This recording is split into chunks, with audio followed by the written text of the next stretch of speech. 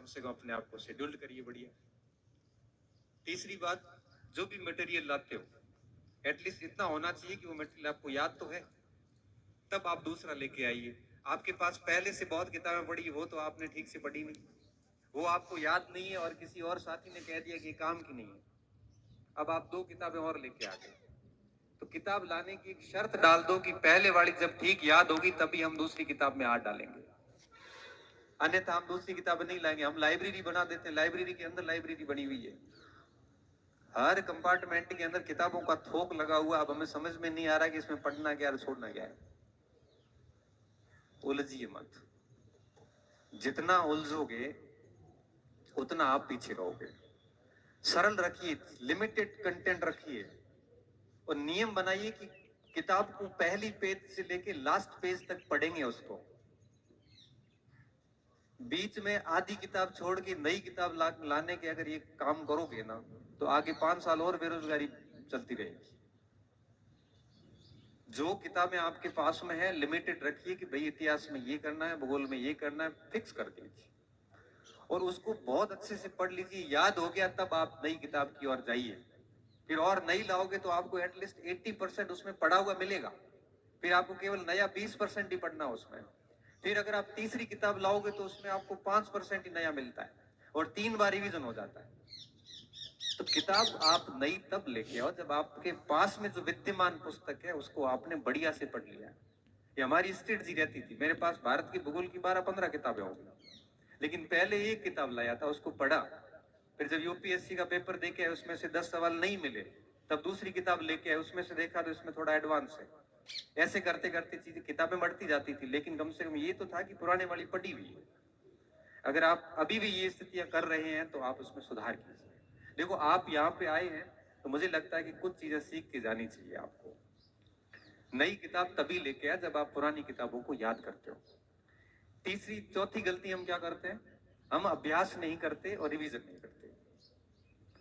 और मैं ये मानता हूं कि अगर आप कम से कम 6-5 दिन पढ़ते हो तो पिछले लास्ट में 1-2 दिन पूरा वापस रिवीजन करो, क्योंकि जब तक रिवीजन नहीं होगा तब तक वो कभी याद नहीं होगा।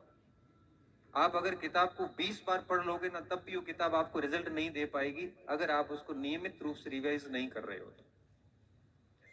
हम किताबों को रिवीजन करेंगे कहां से? हम एक के बाद एक किताबें लगातार लेके आ रहे हैं तो पुरानी किताब के अंदर क्या लिखा था वो भी हमें पता नहीं।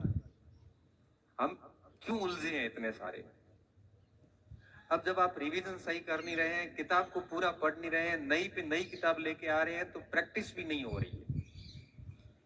प्रैक्टिस हो नहीं रही है, रिवीजन हो नहीं रहा है, किताब में और उलझ गए। एक मोबाइल होता है ना, तो मोबाइल के अंदर बैटरी जल्दी कब रिसती है? जब उसके पीछे बहुत सारे एप्लीकेशंस खुले होते हैं।